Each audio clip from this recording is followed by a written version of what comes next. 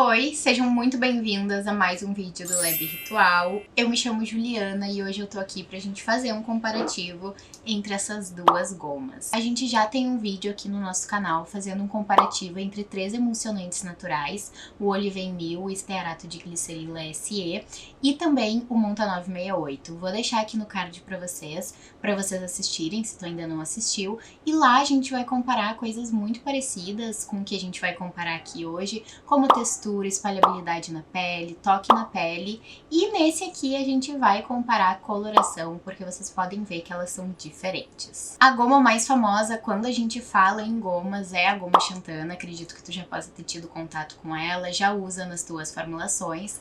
Mas existem outras gomas que a gente também pode explorar, que vão nos resultar em produtos diferentes, com texturas diferentes e sensoriais diferentes. E aí uma coisa muito legal nesses comparativos é que às vezes a gente descobre produtos que estão ali parados na nossa estante, ou então que a gente não usa com tanta frequência, e a gente acaba se apaixonando por eles. Foi o que aconteceu comigo no comparativo que a gente fez do Monta 968, e ontem eu já testei um pouquinho desses dois aqui pra saber como é que era a performance de cada um, e eu confesso pra vocês que eu já tenho um que roubou meu coração.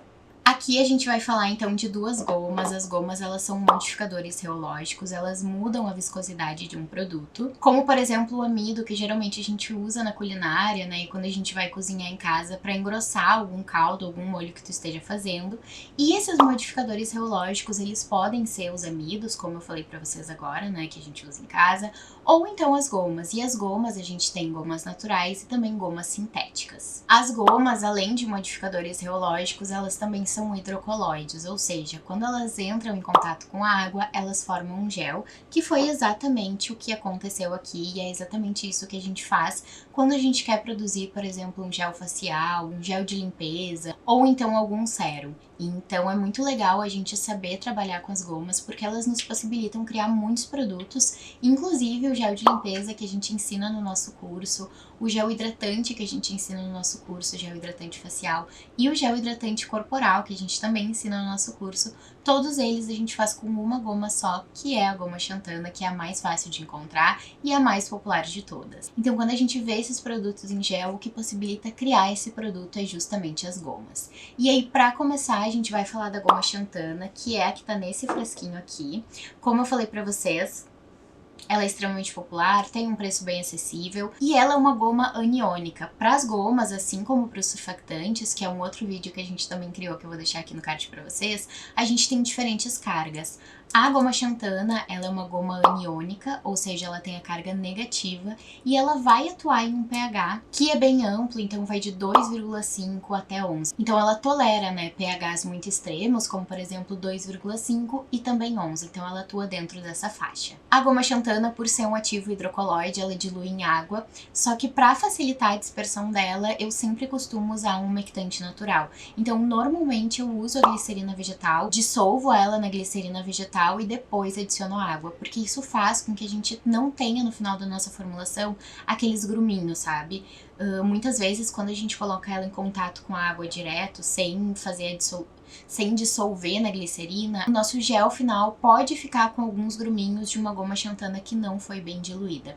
Então, para evitar isso, eu sempre dissolvo ela na glicerina vegetal. Da goma xantana, a gente usa uma dosagem entre 0,2 e 3%, lembrando sempre, né, de consultar o fornecedor de onde tu comprou. E em emulsões, essa porcentagem que parece bem pequenininha, de 0,2%, ela já traz um brilho lindo para a formulação.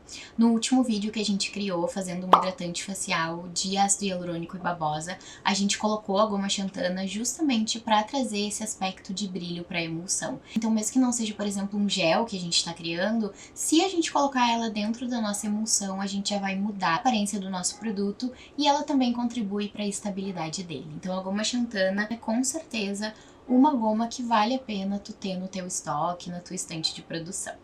A segunda goma que a gente vai falar hoje é a CMC, O nome dela é bem grande e o nome dela é Carboximetilcelulose 3000 e um dos maiores diferenciais dela é que ela cria essa textura límpida, ou seja, vocês podem ver, né, e isso já é um dos nossos comparativos, mas a goma xantana ela cria essa textura que é mais branquinha. Já a CMC ela vai criar essa textura transparente. Nesse frasco aqui eu não consigo ver o canudinho que tem ali dentro, mas nesse frasco aqui eu já consigo ver. Então um dos grandes diferenciais dela para quando a gente está criando um produto que a gente quer que ele seja transparente é que ela tem essa capacidade, o que é diferente da goma xantana. A CMC ela é derivada do polímero do algodão, então pra gente chegar nessa goma ele vai passar por algumas transformações e ela atua em uma faixa bem boa de pH, mas ela não aguenta um pH muito baixo. Então se tu vai usar, por exemplo, um produto em que tu vai colocar ácido, o ideal é que tu não trabalhe com ela porque ela não aguenta pHs muito ácidos. Da CMC a gente usa uma dosagem entre 0,5% e 4%, e assim como a goma xantana, ela também é uma goma aniônica, ou seja, tem a carga negativa, e isso faz com que ela não seja compatível com a goma xantana. Então se tu vai criar um gel e tu quer colocar duas gomas, por exemplo, porque uma tem um sensorial X e a outra tem um sensorial Y, essas duas aqui tu não vai poder usar juntas. Tu não pode usar nem a goma xantana com a CMC e nem a CMC com a goma xantana. E aí, pra fazer esse comparativo, eu produzi essas duas amostras ontem, então eu vou mostrar o passo a passo pra vocês. Mas como eu falei pra vocês, eu gosto muito de dissolver a goma na glicerina, então foi exatamente o que eu fiz pra essas duas. Pra começar, então, eu construí as formulações, né? Então, pra todas elas, eu usei 5% de glicerina vegetal, 2% de goma, independente se é a xantana ou a CMC, 1% de conservante natural e o restante foi de água. Então todas elas tiveram a mesma formulação, a única coisa que mudou foi a goma. E para formular as duas, primeiro eu coloquei elas em contato com a glicerina vegetal, então separei os 5% de glicerina vegetal, adicionei os 2% de goma e deixei ali descansando por 20 minutos. Depois que esses 20 minutos já tinham passado, eu aqueci a água até 60 graus, coloquei dentro das gomas e bati com o mixer. Depois que as duas amostras já estavam misturadas, eu esperei essa formulação esfriar, então chegar em média dos 50 graus, e adicionei o conservante natural, que foi a solução de benzoato de sódio e sorbato de potássio, e aí dessa solução eu adicionei 1%. Essas duas amostras ficaram descansando de ontem para hoje e aqui a gente tem o resultado final delas. E aí hoje a gente vai comparar 4 coisas: coloração final, textura final, toque na pele e espalhabilidade. E aí a primeira coisa que a gente vai comparar, que é a questão da coloração, vocês podem ver que as duas são bem diferentes. A gente tem a CMC com uma textura muito mais transparente do que a goma xantana. Além disso, né, quanto à textura final, a gente também tem a CMC com umas bolinhas bem pequenininhas, enquanto da goma xantana a gente tem bolhas bem maiores.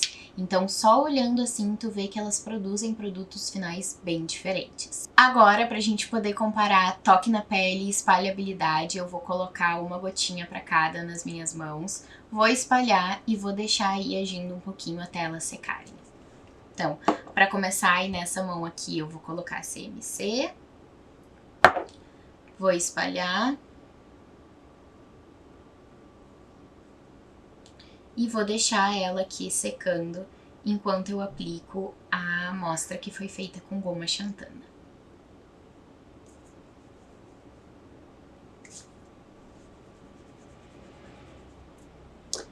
Aqui então eu tô com a amostra da goma xantana, vou colocar na minha mão também e vou espalhar. As duas espalham super bem, como é uma formulação que tem bastante água na composição, elas não têm nenhuma grande diferença em questão de espalhabilidade, mas elas vão ter uma diferença bem significativa em relação ao toque final da pele. E aí vocês podem ver que a goma xantana ela ainda produz um rastro branco assim, o que não acontece com a CMC. Vou deixar as duas descansando aqui na minha mão e daqui um pouco eu falo pra vocês sobre o toque final na pele. Deixei passar nem um minuto e eu sinto que a que foi aplicada aqui, que é a goma xantana, já tá bem mais sequinho. Essa aqui, que é da goma CMC, ainda tá mais molhadinho, mas vou esperar mais um pouquinho pra gente ficar com as duas bem sequinhas e aí a gente ter o sensorial final na pele. Bom, já se passaram alguns minutinhos e apesar de eu escutar muito por aí que a goma xantana ela deixa um toque mais pegajoso, eu confesso pra vocês que eu não senti muita diferença. Eu acho que ela deixa um toque bem sequinho, mas eu acho que a CMC, ela deixa um toque mais aveludado, ela deixa uma textura mais gostosinha assim na pele, de uma pele que tá hidratada, não tá nem um pouco pegajosa e ainda tem um toquezinho assim aveludado. Gostei muito desse sensorial, achei muito bom. Para formulações faciais, então, é um toque incrível, porque tem muita gente que gosta, né, de produtos que não sejam pegajosos, que não tenham um toque pegajoso. Tem muita gente que não gosta de usar um gel que fique aquela textura mais grudenta depois. Então eu acho que as duas performam muito bem nesse sentido, mas a CMC ela ganha porque ela deixa esse toque aveludado que é muito gostoso. E eu acho que um outro ponto que é muito positivo para ela é a questão da coloração e também do fato dela ficar com pouquíssimas bolinhas na composição. Então, apesar das duas gomas serem gomas e elas terem valores diferentes e serem diferentes, eu acho que no sensorial e na espalhabilidade elas são muito parecidas.